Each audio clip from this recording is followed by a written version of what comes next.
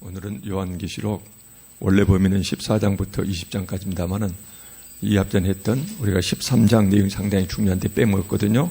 그래서 13장부터 18장까지 개요를 말씀드린 다음에 나머지는 다음 주에 이렇게 마감하도록 하겠습니다. 잠깐 기도하고 말씀 보겠습니다.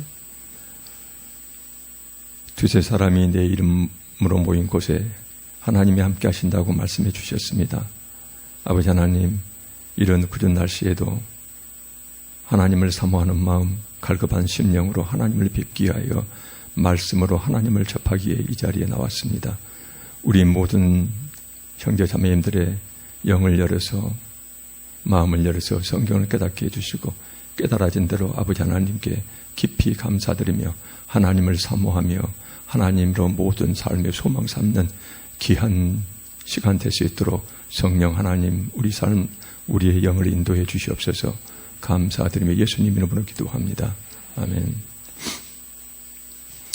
이 앞전에 간단히 요한계시록 전체, 우리가 보니까는 요한계시록을 굉장히 신학자들 사이에서도 굉장히 다양한 이런 해석들이 존재합니다. 그래서 이제 요한계시록은 상당히 힘들고, 그래서 이제 애써서 피하는 이런 주제들입니다. 근데 우리가 하루에 한 번 이렇게 7장씩 보다 보니까는 요한계시록 전체 22장이거든요. 그러니까는 길어야 3번, 4번에 걸쳐서 요한계시록 전체를 훑게 되겠더라고요. 그래서 여기에서는 세세한 부분들이요. 그래서 요한계시록 나와 있는 여러 가지 숫자들이 있거든요. 다양한 상징들이 있거든요.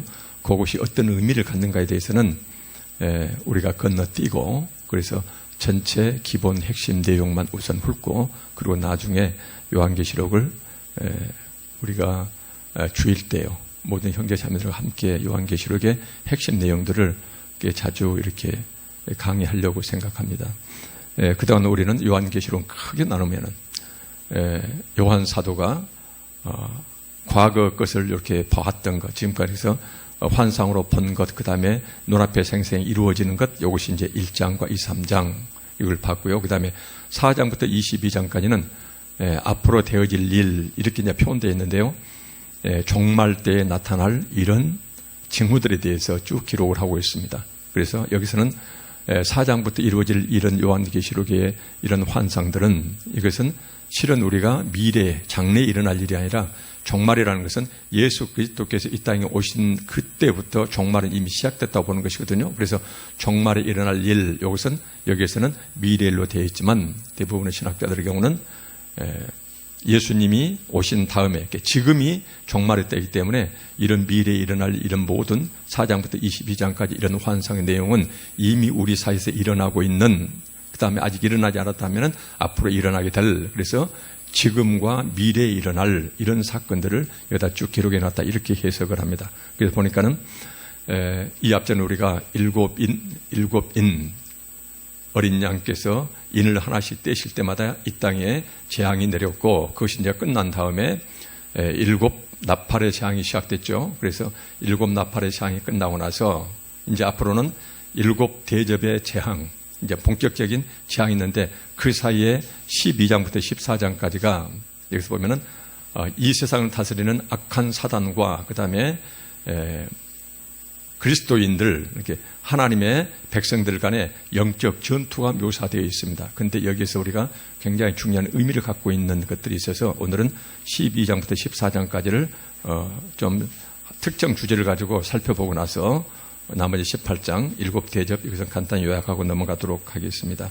여기 보면은요, 12장부터 14장까지는 교회와 악한 세력 간의 영적 전쟁, 싸움이 나타나 있고요. 그 다음에 이제 15장부터 16장까지는 7 대접의 환란, 재앙이 이 땅을 이제 뒤덮고, 그래서 그 다음에 17장, 18장에서는 하나님의 백성들을 괴롭히고 있는 사단이 배후에서 작용하고 있는 이 땅의 바벨론 제국, 그때 당시에 로마가 되겠죠. 그때 당시는 로마가 되고, 오늘날 이 바벨론 또는 우리를 괴롭히는 것들이 무엇인가는 또 다른 의미를 갖겠죠. 그래서 그때 당시에 바벨론이 받게 될 심판의 내용과 왜 그 심판을 받을 수밖에 없는가, 그 이유가 17장, 18장에 이렇게 나와 있습니다. 그러고 나서는 19장에 어린 양의 혼인장치, 그 다음에 이제 20장에는 우리에게 펼쳐질 천년왕국, 그 다음에 21장부터 22장까지는 이 땅을 새롭게 하시는 하나님의 새 하늘과 새 땅이 이 땅에 덧입혀지고, 그리고 이제 우리는 주 예수 그리스도와 영원히 이 땅에서 이제 영원한 행복을 누리게 된다. 이 내용이 이제 차근차근 나옵니다. 오늘 여기서는 12장부터 14장까지 해서 교회와 악한 세력 간의 영적 전쟁, 이것을 보도록 하겠습니다. 여기서 보면은요, 우리가 성부, 성자, 성령 하나님의 삼위일체 하나님을 얘기를 하는데, 사단도 삼위일체 사단의 이런 세력이 묘사되어 있습니다. 여기서. 그래서 보면은 13장 1절을 보니까는 내가 보니 바다에서 한 짐승이 나오는데, 짐승. 그래서 13장 1절은 바다에서 나오는 한 짐승이 있고요. 그 다음에 13장 11절에 보시면은 한번 봐볼까요? 본문에 13장 11절에 보면은 내가 보면 또 다른 짐승이 땅에서 올라오니, 그래서 두 짐승이 나타납니다. 하나는 바다에서, 그 다음 하나는 땅에서 두 짐승이 올라온다. 그런데 보니까는 13장 4절에 보면은요, 용이 짐승에게, 이 짐승은 바다에서 13장 1절에 나와 있는 바다에서 나온 한 짐승입니다. 그 짐승에게 권세를 주므로 이렇게 나오거든요. 여기서 용이 바로 사탄을 얘기를 합니다. 그래서 여기 보니까는 용하고 바다에서 나오는 한 짐승이 있고, 그 다음에 육지에서 나오는, 땅에서 나오는, 올라오는 한 짐승이 13장 11절에 있는데, 그래서 바다에서 나오는 짐승과 땅에서 올라오는 그 짐승 배후에 누가 있냐면은 사단이 있어요. 이 사단이 두 짐승에게 권능을 줍니다. 파워를 줍니다. 그래서 그들이 이 세상에 권력을 쥐고서 그때 당시 예수 그리스도를 믿는 수많은 그리스도인들을 계속 핍박하고 유혹하고 했던 그 이제 원수들이거든요. 그래서 보니까는 사단이 불러내오는 땅에서 나오는 짐승과 그다음 바다에서 나오는 짐승, 이 세 존재를 합쳐서 악의 삼위일체, 이렇게 얘기를 할 수가 있습니다. 그래서 여기서는 그렇게 얘기하고 있거든요. 먼저 13장 1절에 보니까는 바다에서 한 짐승이 나오는데, 용이, 사탄이 그 말이거든요. 짐승에게, 바다에서 나온 그 한 짐승에게 권세를 주므로, 자, 여기서 짐승에게 권세를 준다. 이것은 그때 당시로 따지면은요, 이 요한계시록이 쓰일 당시가 90년대 후반이거든요. 90년대 후반이면은 그때 당시는 이제 이 앞전에 말씀드렸듯이 로마를 누가 다스리고 있었냐면 도미티아누스는 황제가 다스리고 있었는데, 도미티아누스 황제인데요. 그 황제는 살아있는 자기 존재 자체를 신격화시켜가지고, 그래서 자신을 신으로 모시지 않는 자는 아주 가혹하니 그렇게 죽이고 감옥에 가두고 칼로 목을 베고 아주 심한 이렇게 핍박을 했거든요. 여기서 보니까는 권세를 줬다. 여기서는 짐승은 누굴까요? 그때 당시로 우리가 해석한다고 그러면은 이 서신을 받았던 소아시아 7교회는 그때 당시에 자기를 괴롭히기 위해서 사단이 뒤에서 조종하는 바다에서 나오는 어떤 짐승이 있다고 그러면은 그 짐승에게 사단이 권세를 줬다. 세상을 다릴 수 있는 힘을 줬다 그러면은 어떻게 해석했을까요? 이것은 네로 황제 내지는 그때 당시에 그리스도인들을 그렇게 괴롭혔던 로마의 황제들이요, 이렇게 이제 생각을 했겠죠. 주므로 용에게 경배하며 짐승에게 경배하여 이르기를, 자, 누가 할까요? 세상 사람들이 눈에 보이는 그 화려한 권력과 강력한 그 힘, 그것을 보고서 세상 사람들은 그 짐승에게, 여기서는 짐승은 네로 황제라고 볼 수도 있고, 그 다음에 로마 황제들이요, 용에게 경배하며 짐승에게 경배하여 이르되 누가 이 짐승과 같으면 누가 능히 이와 더불어 싸우리요 하더라. 그때 당시에 네로가 온 세상을, 로마가 온 세상을 제패했던 시기이기 때문에 도대체 저 강력한 저 힘, 저 군대를 누가 감히 대적하겠느냐. 그래서 세상 사람들은 눈에 보이는 세상 권력과 화려함, 요것을 이제 경배했다는 것이거든요. 그 배후에는 누가 있어요? 용이 있거든요. 그 용이 땅에서, 바다에서 나오는 짐승에게 권력을 줘가지고 그 권력이 세상을 다스리고 있는데, 눈에 보이는 그 화려한 권력과 강력한 힘, 이것을 보고서 세상 사람들은 그들을 경배하면서 도대체 저 강력한 힘을 누가 당할 수 있냐, 그러면서 떠받들었다. 이것이 이제 13장 4절에 나오고 있습니다. 6절에 보니까는 짐승이 입을 벌려 하나님을 향하여 비방하되 그의 이름과 그의 장막 곧 하늘에 사는 자들을 비방하더라. 이 짐승, 로마 황제들이 세상에 눈에 보이는 것이 없거든요. 그러니까는 온 세상 사람들이 자기의 화려함과 가지고 있는 권력과 그 다음에 그 무력, 로마 군대를 보고서 자기들을 전부 다 신으로 떠받드니까는 눈에 보이는 것이 없어요. 그러니까 13장 6절에 짐승이 입을 벌려 하나님을 향하여 비방했다. 교만의 극에 달하는 이런 모습이 나옵니다. 13장 7절에 보니까는 또 권세를 받아 성도들과 싸워 이기게 되고, 싸움이 되겠습니까? 그때 예수 그리스도를 믿는 사람들은 전부 다 어때요? 끝없이 폭력이 없었거든요. 그 사람들은요. 그래서 여기서는 그냥 싸워 이기게 되고 한없이 핍박이다 그 말이 되겠죠. 각 족속과 백성과 방언과 나라를 다스리는 권세를 받으니 각 족속, 각 종족들, 그 다음에 백성과 방언, 여러 나라 언어들, 그 다음에 나라, 온 세상 나라. 그래서 이 로마 황제들이 사탄의 지원을 받아서 힘을 주어서 이 네로 로마의 황제들이 온 세상을 여러 언어를 쓰고 있는 여러 국가들을 통합해가지고 함께 다스리는 권세를 받았다. 그러면서 13장 8절 그 강력한 권력과 그 힘에 취해서 죽임을 당한 어린 양의 생명책에 창세 이후로 이름이 기록되지 못하고 이 땅에 사는 기록되지 못한 자들 즉 뭐예요? 이 땅에 사는 자들은 다 큰 짐승에게 경배하리라. 그래서 예수 그리스도를 믿고서 그래서 오직 유일신 성부 성자 하나님만을 믿는 이 백성 빼놓고 난 나머지 땅에 사는 자들, 땅은 지금 다스리는 것은 사탄이니까 여기에 사는 자들은 다 그 짐승에게 경배하게 될 것이다. 로마 황제를 신으로 떠받게 될 것이다. 황제 숭배에 가담하게 될 것이다. 이 말씀을 하고 있습니다. 로마 제국은 스스로 신격화시키는 로마 제국 배후에는 여기는 지금 무슨 말이에요? 사탄이 배후에 자리 잡고 있다는 것이에요. 눈에 보이는 것은 로마 강력함이지만은 그 배후에는 사탄이 로마를 쥐고서 그 힘을 주고 결국은 하나님의 백성들을 핍박하게 하고 있다. 이것을 성경에서는 말씀하고 있습니다. 그래서 이 로마 제국은 배후에 사탄이 있기 때문에 당연히 하나님을 대적하고 그러죠. 하나님을 향하여 비방했다고 그러거든요. 그 다음에 하나님의 백성들을 유혹하거나 핍박한다. 이렇게 이제 여기서 이 말씀을 하고 계세요. 그러면서 13장 9절부터 10절까지는 사도 요한은 어떻게 말씀하고 있냐면은 자, 눈에 보이는 이 강력함, 그 화려함, 세상에 어느 누구 당할 수 없는 그 이런 자들이 유일신 여호와 하나님의 신앙을 버리라고 이렇게 압박이 올 때, 핍박이 올 때, 목숨을 위협할 때 너희들은 어떻게 처신해야 되겠냐 이것을 주문하는 말씀이 13장 9절 10절에 나와 있습니다. 이때에 우리 그리스도인들은 어떻게 세상을 대체해야 될까? 그러면서 누구든지 귀가 있거든 들을지어다. 하나님께서 말씀하신 다음에 요한을 통해서 13장 10절에 보니까는 사로잡힐 자는 사로잡혀갈 것이요. 사로잡혀갈 수밖에 없는 자는 사로잡혀가라는 것이거든요. 칼에 죽을 자는 칼에 죽을 수밖에 없는 자는 마땅히 칼에 죽으라. 그러면서 여기서는 성도들의 인내와 믿음이 여기 있느니라. 그러므로 여기서는 성도들의 인내와 믿음이 여기 있느니라. 쉽게 풀었으면 그러므로 성도들의 인내와 믿음이 필요하다라고 이렇게 말씀하세요. 로마 제국의 강력한 핍박 속에서 그래서 여호와 하나님 우리 주 예수 그리스도의 유일신 사상 예수 그리스도를 구주로 믿는 사람들은 그 신앙을 지켜가는데 감옥에 갇혀야 될 것 같으면 감옥에 잡혀가라고 말이에요. 그 다음에 칼로 친다고 그러면은 그 칼을 맞으라는 것이거든요. 그러면서 끝까지 인내하면서 성도들의 인내와 믿음을 지키라 이렇게 주문하고 있습니다. 그래서 사도 요한은요 이렇게 핍박이 올 때에 이 성도들이 어떻게 그 핍박을 대처할 것인가를 어떻게 말씀하시냐면은 절대로 그들과 타협하지 말라는 것이에요. 또 거짓으로 신용하지도 말라는 것이에요. 두려우니까 앞에서는 이해하고 뒤에서 가만히 나를 믿는 것이 아니고 그냥 떳떳하니 칼이 들어오면 맞고 감옥으로 잡아가면은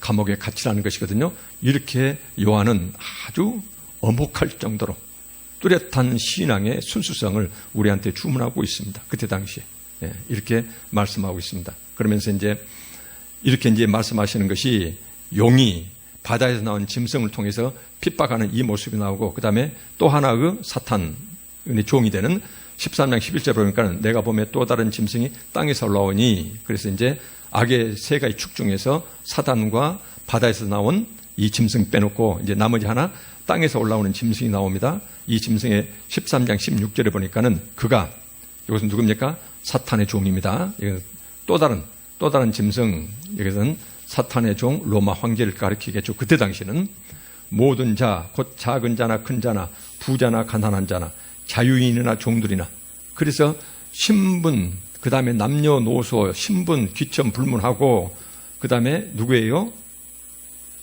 그 오른손에나 이마에 표를 받게 하고, 여기서 누굽니까? 로마 황제를 숭배하는 모든 자들에게는 그 자들에게 오른손에나 이마에 표를 받게 했다는 것이거든요. 표를 받게 했다. 이런 신용. 요 말은 굉장히 중요한 대조하는 말씀이 나옵니다. 여기서 이제 우리가 손이나 이마에다가 표를 받게 했다. 말하자면은 인을 찍었다는 표는요. 그때 당시에 어떤 제도가 있었냐면은 노예를 사고 팔 때예요. 노예를 사고 팔 때 그 노예가 누구 소유인지, 누구한테 소속되는지를 가장 잘 보이는 게다가 표시를 했답니다. 그래서 오른손에다가 여기다가 이제 그 표시를 하거나 아니면은 이마에다 표를 해가지고 그 노예가 누구 소유인지를 표하는 그런 관습이 있었거든요. 그래서는 그때 당시에 이 서신을 받은 사람은 이것이 어떤 의미인지 금방 알아챌 수 있도록 그때 당시의 문화, 관습 속에서 이 표현을 쓴 것이에요. 그래서 그 로마 황제의 강력함, 이 강력함을 보고 로마 황제를 숭배하는 자, 신격화에 동참하는 자, 이런 자들에게는 바로 뭐냐면은 그 사단이 너희들은 내 소유, 그러면서 손목에나 오른손에나 이마에다가 사단이 자기 직인을 꽉꽉 찍어놨다 그 말이거든요. 그래서 너는 내 거 이렇게 했다는 것이에요. 그래서 이제 여기에서 사단의 표를 받은 자들은 사단의 소유가 되겠죠. 사단의, 지금 눈에 보이는 것은 로마 황제를 숭배하는 것이지만 로마 황제는 땅에서 바다에서 올라온 짐승이거든요. 그 배후에는 누가 권능을 줬냐면 사단이 줬거든요. 이렇게 사단의 앞제비예요. 그들을 섬기는 것은 결국은 그 배후에 있는 사단을 섬기는 것과 똑같다. 그래서 내 소유다 너희들은. 그래서 눈에 보이는 그 로마 제국의 그 황홀함, 그 다음에 그 위대함, 여기에 현혹되어서 오로지 그것만 바라보고 숭배하는 자들한테는 사단이 너희들은 내 소유하고 오른손 또는 이마에다가 표를 딱 해놨다. 이 표현을 하고 있어요. 우리는 어때요? 하나님의 어린 양을 믿는 자들에게는 이마에다 표를 한 것과 서로 지금 대조를 이루고 있습니다. 여기에서. 그 다음에 이제 13장 17절을 보니까는 누구든지 이 표를 가진 자, 사단의 표입니다. 이 표를 가진 자 외에는 매매를 못하게 하니, 우리가 예전에도 책 읽어보면은 요것을 이상하게 풀어본 책들이 굉장히 많았어요. 매매를 못하게 한다. 서로 사고팔고를 못하게 한다. 이 말이거든요. 그때 당시에 우리가 자기가 농사를 지었든지 무엇을 하면은 어때요? 자기 상품을 가지고 시장에 서로 맞바꿔서 생활을 하는 그런 시대였잖아요. 그런 시대면은 매매를 못하게 한다. 이 말은 뭔 말일까요? 여기에서는 먹고 사는 문제를 예를 들면 방해한다는 것이거든요. 이 세상에서 먹고 사는 인간답게 살아가는 이 모든 것을 억압하고 방해한다는 의미를 여기서는 이제 매매를 못하게 하니 이렇게 보면 됩니다. 하니 우리가 살아가는 데 필요한 모든 경제 활동을 꽉 막고 그것을 방해하고 못하게 한다. 그래서 이제 고통을 주는 것이죠. 이 표는 곧 짐승의 이름이나 그 이름의 수라. 이 표가 자체가 짐승의 이름 또는 뭐예요? 그 이름의 수라는 이상한 표가 나옵니다. 그 이름의 수. 우리 같으면은 그 넘버, 수를 말합니다. 숫자, 수라. 그러면서 여기서 그 이름의 수, 이것을 우리가 눈여겨봐야 됩니다. 13장 18절 보니까는 지혜가 여기 있으니 총명한 자는 그 짐승의 수를 세어보라. 그것은 사람의 수니 그의 수는 666. 그 유명한 666. 이것이 여기에 나옵니다. 그래서 여기서 이름의 수, 이것은요, 그동안에 우리가, 저도 옛날에, 이제 의심이 가서 여론전 책을 보면은요, 지금 보니까 황당한 옛날에 봤던 책들을 보면은 얼마나 황당한 해석들이 많은지 몰라요. 여기에서는요, 그 이름의 수, 그걸 짐승의 수, 근데 이 수는 그 이름이 몇 개나 되느냐, 또는 그 짐승이 몇 마리나 되느냐, 이것을 이야기한 것이 아니거든요. 그때 당시에 헬라어나 히브리어로 이제 그때 당시 쓸 거 아닙니까? 그러면은 그때 당시에는 우리 같으면은 뭐 영어 알파벳 같으면은 A, B, C, D가 있잖아요. A가 이렇게 쓰지만은 그 A한테는 반드시 숫자가 딱딱 대입되어 있어요. A는 3이다. 그럼 예를 들면 B는 7이다 할지 고유 숫자가 딱 부여되어 있거든요. 그래서 옛날에 이름을 어떻게 불렀냐면은요. 옛날에 이름을 어떻게 표시했냐면은 우리 같으면은 김승용 있잖아요. 김승용 이렇게 쓰는데 이 히브리어 그때 당시에 쓰는 히브리어는 예를 들면 김승용 가면 K는 3, I는 뭐 2, 그러니까 M은 뭐 3 이렇게 갖고는 그 그 단어를요 전부 다 분해해가지고 그 낱낱의 철자에다가 전부 다 숫자가 보여져 있거든요. 요놈 숫자를 싹 합쳐요. 그러면은 나온 숫자에서 666이 나온다는 것이거든요. 그래서 그때 당시에 사람들은 이름을 헬라어를 할지 히브리어 같은 문자로 쓰기도 하고 숫자로도 표시하는 이런 관습이 있었어요. 그러니까 여기서는 바로 뭐냐면은 그 이름의 수, 이것은 바로 뭐냐면은 이름이 몇 개냐가 한 것이 아니고 그 이름을 철자를 전부 다 분해해가지고 각 철자에 붙어 있는 숫자를 싹 합하면은 그 숫자 합이 얼마냐. 지금 이 말을 하고 있는 것이거든요. 여기에서. 그래서 이것을 뭐라고 하냐면요. 게마트리아라고 얘기합니다. 게마트리아.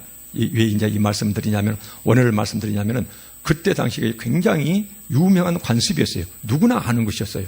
그래서 그때 당시 이 편지를 봤던 소아시아 그 교인들은요,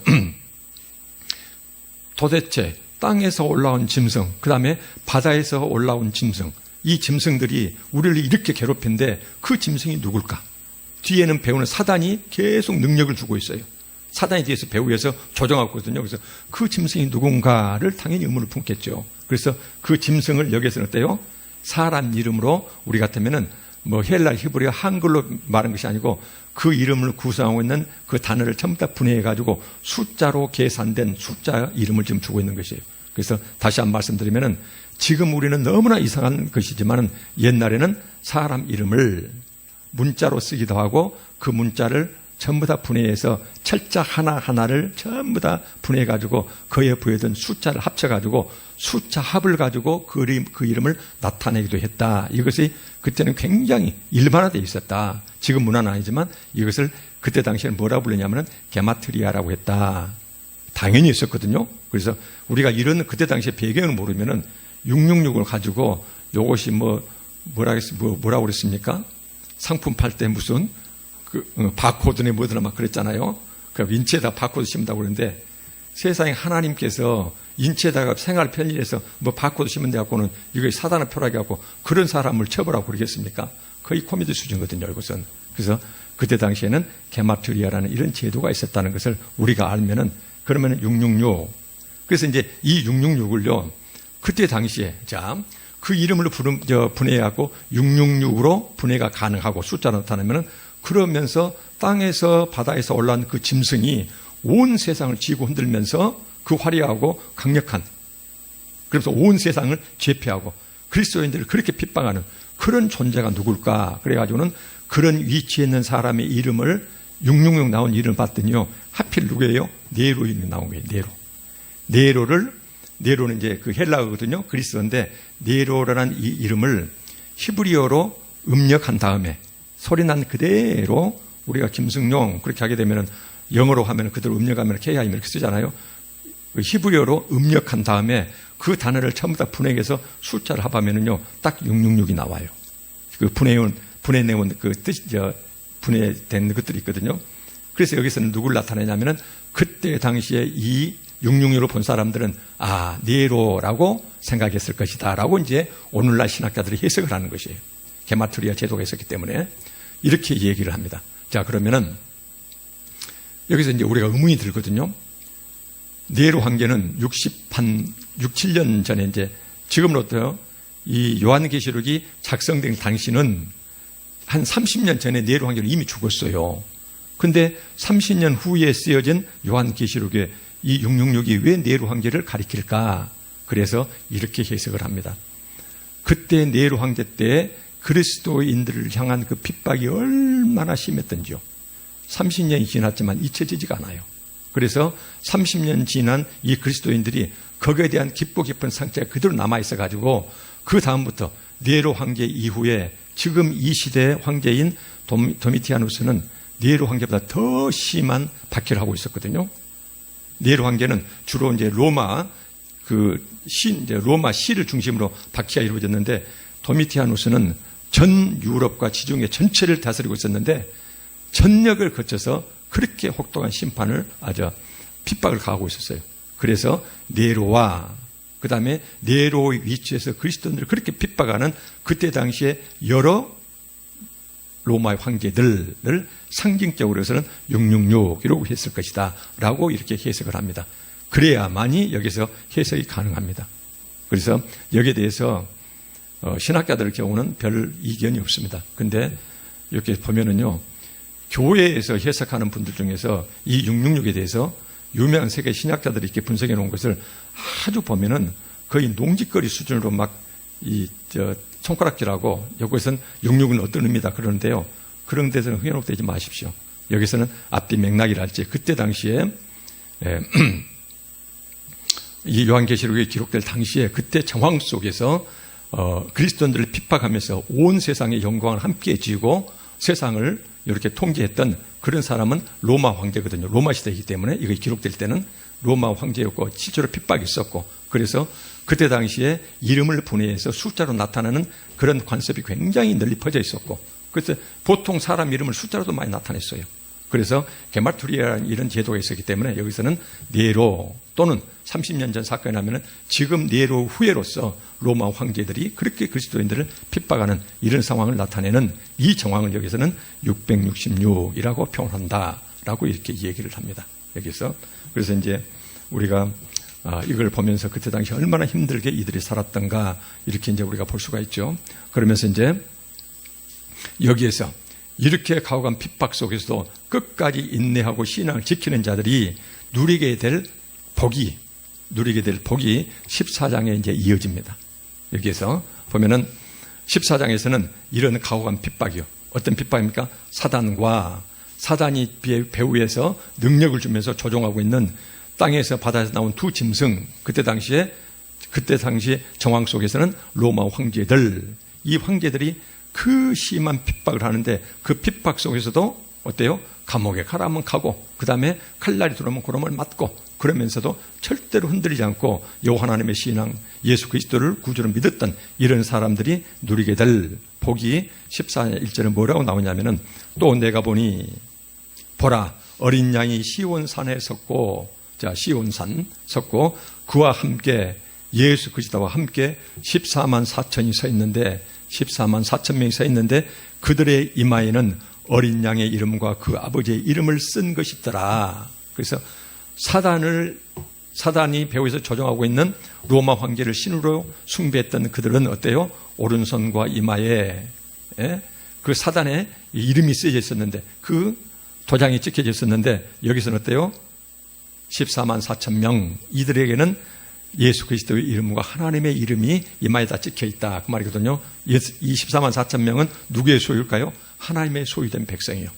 이마와 팔에 새겨지는 것은 그가 누구의 소유냐를 나타내기 때문에 그때 당시에 그래서 여기는 하나님의 소유된 백성들이 이렇게 있었다 그 말이에요. 이 14만 4천이요. 전 시간에도 말씀드렸지만은 그 독일 성서공회에서 절대로 이 숫자를 문자적으로 해석하지 말아라 몇 번 당부한다고 그랬죠. 그래서 이 14만 4천은 이렇게 얘기를 합니다. 12 곱하기 12 곱하기 1000 할 수도 있고요. 그 다음에 12 부족 뭐냐면은 12지파가 있었잖아요. 12지파에 12,000명씩 해서 14만일 수도 있고 이것을 어떻게 해석하기도 하냐면요. 12 구약의 12지파, 구약의 백성들, 여기서는 구약의 모든 이스라엘 백성들 전체를 이야기한 게 아닙니다. 하나님을 제대로 믿었던 이 구원받은 백성들, 그 다음에 나머지 12는 신약의 12사도로 상징되는 신약의 예수 그리스도 믿고 구원받은 사람들 곱하기 1000 완전수거든요. 그래서 구약과 신약의 구원받은 모든 백성들을 여기서는 14만 4천 명, 근데 이 14만 4천 명은 무수히 많은 아무도 능히 셀 수 없는 무수히 많은 숫자를 상징한다고 이미 성경에 나와 있어요. 그 성경이 바로 뭐냐면은 요한계시록 7장 9절에 보면 이 말씀이 있습니다. 요한계시록 7장 9절 한번 봐볼까요?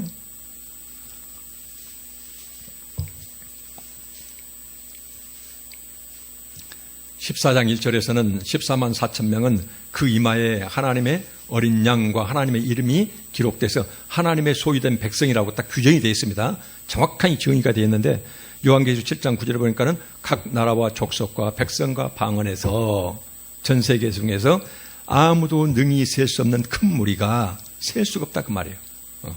무리가 나와 흰 옷을 입고 옷 색깔이 지금 하얗다는 의미가 아닙니다.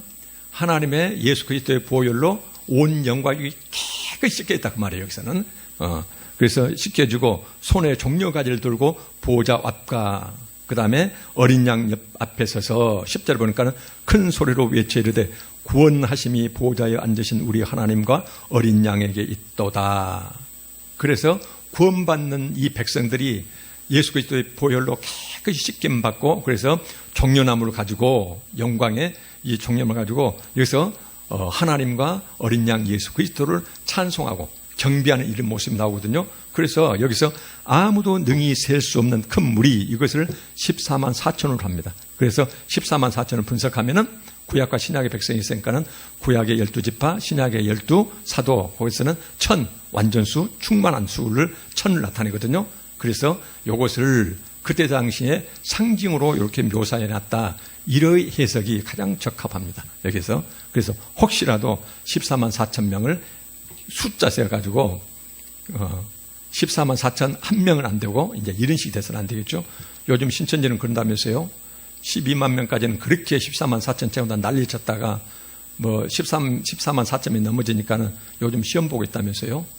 그래서 시험에 합격한 수를 14만 4천으로, 그래서 일부에서는 내부에서도 흔들리고 있다. 이런 표현을 그 기사를 한번 읽어본 적이 있습니다. 그래서 이는 여기서 14만 4천 명은요, 이들의 이마에는 하나님 성호와 예수 그리스도의 이름이 내가 박혀 있다. 이것은 하나님의 소유, 예수 그리스도를 구주로 믿고 살아가는 자들, 이런 자들이거든요. 그래서 이런 자들은 사단의 종들은 사단을 로마 황제를 그때 당시에 위협과 그 화려함에 현혹되어서, 그래서 겁나서 여호와 하나님의 신앙을 지키지 못하고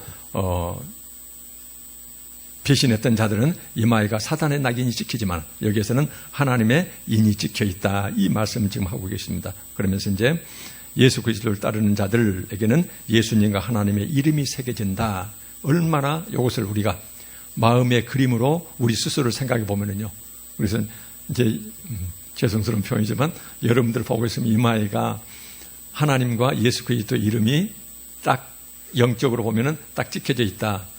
얼마나 우리 노력으로 되는 것도 아니고 내가 깨달아진 것도 아니고 그분의 예정하심 가운데서 그분이 불러주셔서 그 고집세고 의심 많던 나를 이 자리에 앉혀놓았거든요. 얼마나 감사한지 모릅니다.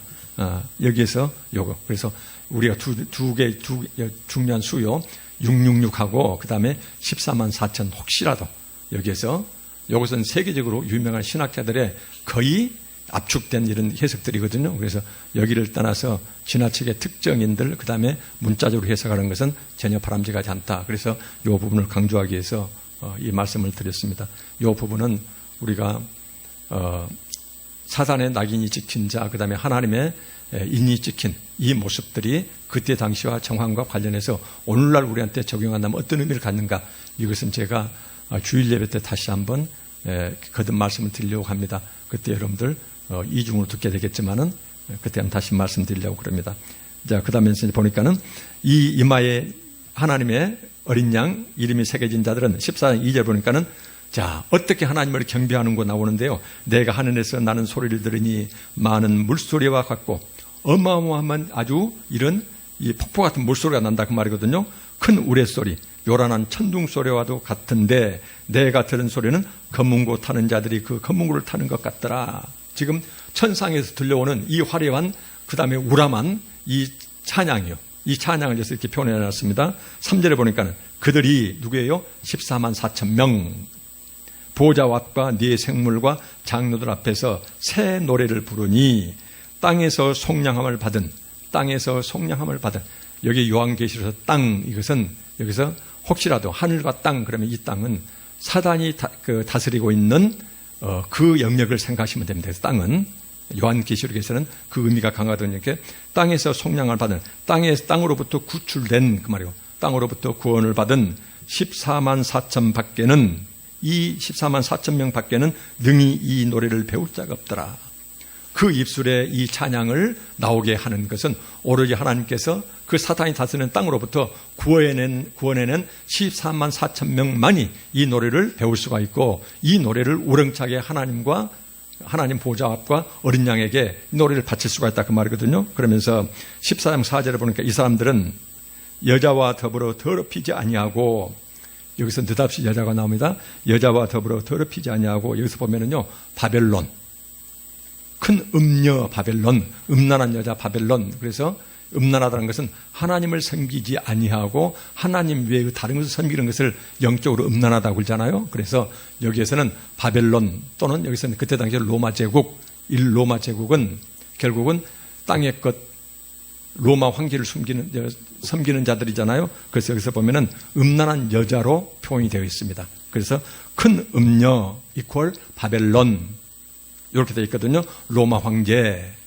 그래서 보니까는 여자와 더불어 더럽히지 아니하고, 이것은 바로 뭐냐면은 로마 나라를 숭배하지 아니하고 로마 황제를 숭배하지 아니하고, 이것을 여자와 더불어 더럽히지 아니하고 이렇게 표현이 되어 있습니다. 그 다음에 순결한 자, 순결한 신앙 가진 자. 그 다음에 첫째, 이 14만 4천 명의 영적 정체성을 규정짓고 있는 두 가지 조건이 있습니다. 첫째 뭐예요? 음란한 여자의 편에 서지 아니한, 이렇게 로마 황제를 섬기지 아니하는, 그래서 영적으로 순결한 자. 두 번째 뭐예요? 어린 양이 어디로 인도하든지 따라가는 자. 예수 그리스도의 삶을 그대로 따라가는 자예요. 그 끝이 감옥이 됐든지 칼날이 됐든지 그것을 피하지 아니하고 예수 그리스도가 원하는 대로 그 길을 걸어가는 자들이 14만 4천 명이다 라고 해서는 말씀하고 계십니다. 따라가는 자며, 사람 가운데서 속량함을 받아, 이 사람 뭐예요? 땅의 사람들 가운데서 구원을 받아서 구출되어서 처음 익은 열매로 하나님과 어린 양에게 속한 자들이니, 처음 익은 열매, 이 말은 뭐냐면은 하나님과 어린 양에게 구원받아 바쳐진 첫 열매들이다. 지금 그 표현입니다. 그래서 그러면서 14장 5절에 그 입에 거짓말이 없고 흠이 없는 자들, 왜 내다도 거짓말일까요? 일상적인 삶 가운데 약간 거짓말을 말씀한 게 아닙니다. 여기서는 바로 뭐예요? 입술의 신앙 고백과 그 삶의 순종이 일치했다는 것이에요. 예수 그리스도를 입술로 구주로 고백했으면은 그 삶 가운데서도 칼날이 있고 감옥이 있다 하더라도 자기 입술의 고백 그대로 지켜가고 가는 것. 그래서 이것을 말하면 거짓말이 아니다 그 말이죠. 입술의 고백이. 그래서 그 입에 거짓말이 없고 입술의 신앙 고백과 삶의 모습이 일치했다는 것이거든요. 왜냐하면 성경에서는, 야고보에서는 입술의 말과 신앙의 모습이 틀리면은 너는 거짓말하는 자 이렇게 얘기하거든요. 그래서 성경에서는요, 입술의 신앙 고백과 삶의 모습이 틀리면은 이것은 거짓말을 하는 자, 스스로 속이는 자, 이 표현을 쓰고 있습니다. 야고보서에서. 그래서 여기서는 그 입에 거짓말이 없다는 것은 예수 그리스도를 구원주로 믿었던 그 사람의 삶의 모습이 감옥이 됐든지 칼이 됐든지 피하지 아니하고 삶의 모습이 일관되게 입술의 고백과 일치하는 자를, 그 입에 거짓말이 없고 흠이 없는 자들, 이렇게 말씀하고 계십니다. 그래서 여기서 보면은 하나님의 은혜로 구원받는 14만 4천 명이요. 영적으로 보면 그 이마에는 하나님과 예수 그리스도의 소유된 백성에서 인이 딱 찍혀 있어요. 그 사람들 경우는 두 가지 영적 정체성을 규정짓고 있는 조건이 있습니다. 그래서 말 뭐냐면은 아무리 눈앞에 화려하고 그 다음에 힘을 가지고 내 생명을 이어배 온다 하더라도 예수 그리스도를 향한 그 신앙만큼은 절대로 패절하지 않는, 음란한 짓을 하지 않았다는 것이거든요.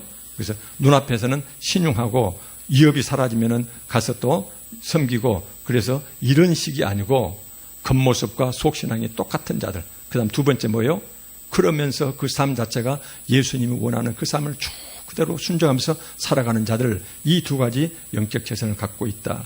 이 사람들은 어때요? 14만 4천 명은 하나님 앞에서 찬양을 부르는데 그 찬양이 얼마나 우렁차든지요. 이 찬양은 오로지 하나님의 일을 받은 두 가지 영적 정체성을 지킨 하나님의 백성 14만 4천 명만이 배울 수 있는 찬양이고, 하나님 앞에서 그 찬양을 부를 수 있는 자격을 갖춘 자, 이렇게 여기서는 하나님께서는 요한계시록에서 큰 음료와 그 사이에서 힘들게 살아가는 그리스도 백성들 간의 영적 전쟁에서 아무리 힘들고 어렵더라도 끝까지 인내와 신앙을 지켜라. 그러면은 이런 자들이 된다라고 해서 말씀을 해주고 계세요. 그래서 상징적으로 666과 14만 4천 이 숫자가 나오고 있습니다. 그래서 그 다음에 이것을 딱 말씀하신 다음에, 그 다음에 이 세상에 대해서 16장에서는요, 첫째 일곱 인, 그 다음 일곱 나팔, 다음에 세 번째 일곱 대접의 재앙이 온 하늘과 땅을 뒤덮는 무서운 이 땅에 재앙이 내리는 상황이 나옵니다. 16장 1절에 보니까는 16장 1절 그 보면은 또 내가 들으니 성전에서 큰 음성이 나서, 성전에서 큰 음성을 낼 수 있는 존재는 누굽니까? 요 하나님이죠. 요 하나님 음성이 큰 나서 일곱 천사에게 말하되, 삼일체 하나님 일곱 천사에게 말하되 너희는 가서 하나님의 진노의 일곱 대접을 땅에 쏟으라 하더라 라고 말씀하십니다. 진노 대접, 이 대접은 이런 그릇을 말합니다. 이 대접 속에 뭐가 가득 들어있어요? 하나님의 진노가 가득 들어있다는 것이에요. 그러면서 일곱 천사한테 하나님께서는 일곱 진노의 대접을 주면서 그놈을 갖다가 땅에다 이제 쏟아 부으라는 거예요. 이제 그러면서 첫 번째 대접을 부으면은 어때요? 불신자들. 자, 첫 번째 대접은 하나님으로부터 인정받는 14만 4천 명은 첫 번째 일곱 대접, 첫 번째 이 재앙을 말하자면 받지를 않습니다. 불신자들에게 헌대, 이 헌대는 뭐냐면 온 몸에가 끔찍하고도 독한 종기가 가득 났다는 것이거든요. 이것이 생겨서 고통을 당한다는 것이에요. 지금까지 그렇게 세상을 눈앞에 화려한 것, 그 다음에 눈앞에 위협이 오면은 그것을 넙죽넙죽 받아들이면서 이렇게 신앙을 회절시켰던 모든, 하나님 믿지 못한 모든 사람들에게 온 몸에 독한 종기가 끔찍한 피부병이 돌아서 이제 고통당하는 이 첫 번째 대접이 땅에 쏟아지고요. 두 번째는 바다가, 세 번째는 어때요? 강과 샘물이 피로 변합니다. 그래서 그 씨를 마신 자가 수없이 죽어나가는 이런 이제 재앙이 내리고, 네 번째는 태양이 뜨거워져서 수많은 사람들이 그 열로 타서 죽고, 그래서 쭉 이게 나와요. 일곱 번째 천사가 그 대접을 공중에 쏟음에, 공중에 쏟거든요. 번개, 천둥, 그 다음에 큰 지진. 하늘에서는 번개와 천둥, 땅에서는 큰 지진이 납니다. 그래서 큰 도시들이 무너지고 3분의 1토막씩 나고 무너져 나가고, 섬과 산들이 사라지고, 무게가 50배나 되는, 무게가 한 데나리온 그런데요. 여기서 현대 무게로 따지면은요, 하늘에서 우박이 쏟아지는데 그 우박의 그 무게가 50근짜리다 그 말이거든요. 하늘로부터 50근짜리가 되는 우박이 사람들에게 쏟아져 가지고 온 세상을 재앙이 덮는 이런 무서운 재앙이 이 땅에 임할 것이다. 이것이 이제 16장의 일곱 대접의 재앙이 나옵니다. 그러면서 이제 18장에서는 이러한 큰 재앙 속에서, 그러면서 이제 하나님께서는, 우리 예수 그리스도께서는 바벨론의 멸망, 지금까지 그렇게 눈에 화려하고 온 세상을 끝까지 쥐고 흔들 것 같던 그 세상의 권력이 결국 멸망하게 될 것이다. 그러면서 18장에 이런 예언을 말씀하십니다. 18장 4절에 보니까는 내 백성아, 거기서 나오라는 것이에요. 바벨론에서 그 사람들과 똑같이 살지 말고 거기서 나와라. 그러면서 그의 죄에 참여하지 말고 그가 받을 재앙들을 받지 말라는 것이에요. 앞으로 무서운 마지막 최후 심판이 예비되어 있는데 내 백성아, 그러면서 그 바벨론 제국 속에서 함께 뒤섞여서 살아가지 말고 거기서 나오고 그들의 죄에 참여하지 죄에 참여하지 말아라. 그러면서 이제 그러면 너는 그들이 받게 될 재앙을 받지 않게 될 것이다 라고 말씀하시면서 5절에 보니까는 그의 죄가 하늘에 사무쳤다 그 말이에요. 그 큰 바벨론, 이 세상의 권력들이 이 세상 가운데 지었던 그 죄가, 하나님이 지금까지 끝까지 참고 한 말씀 않고 이렇게 계시지만은 그 죄가 하늘에 사무쳤으며, 그 다음에 바벨론이 하나님의 심판으로 불타고 그 화려한 재물들은 결국 어때요? 모두 잿더미로 변할 것이다. 18장 19절에. 그래서 이 세상의 모든 화려한 것들, 이렇게 온 세상 끝까지 세상 주인 노래할 것 같은 이 모든 것들이 비참하게 사라지고 잿더미로 변할 것이다. 그러면서 내 백성은 하루빨리 거기서 나와서 그들의 재앙을 받지 말아라. 이 말씀이 이제 18장 4절에 이렇게 나옵니다. 이 예언이 선포가 되고 있거든요.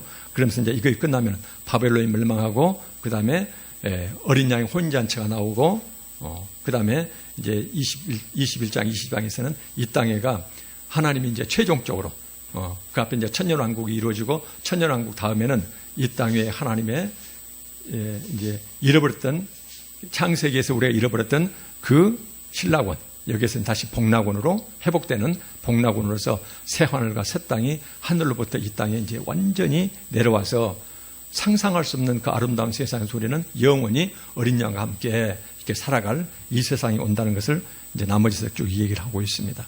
그래서 이제 우리가 전체를 계략적으로 이렇게 이제 사전식으로 하다 보면은 의미가 와닿지 않기 때문에 이제 우리는 신학을 공부한 사람들은 아니거든요. 그래서 여기서 핵심적으로 우리한테 전해주는 하나님의 메시지 중심으로 우리한테 딱 적용될 부분들만 말씀을 드렸습니다. 그래서 이제 나중에 시간이 되면은 좀 아주 자세히 쪼개가지고 더 살펴보기로 하고요. 다음 주에는 이제 나머지 모든 부분들을 이제 큰 틀을 살펴보고 이렇게 마치도록 하겠습니다. 이 부분들은 요한계시록은 정말로 중요한 부분이라 이제 여러분들이 대충 우리가 이제 큰 계획 잡을 때 들었던 말씀들을 나중에 주일 예배 때도 이제 또 듣게 될 겁니다. 그래서 그때 들었던 소리는 이제 그 말씀 하지 마시고 다른 이제 교우님들 함께 나눌 수 있도록 그렇게 하시게요. 기도하고 말씀 마치겠습니다. 아버지 하나님, 저희들에게 눈에 보이는 세상이 다가 아니라는 것을 가르쳐 주셔서 감사합니다. 눈에 보이는 이 세상이 끝까지 존재하는 것이 아니고 반드시 이 세상 종말이 오게 된다는 것을 알게 해주셔서 감사합니다.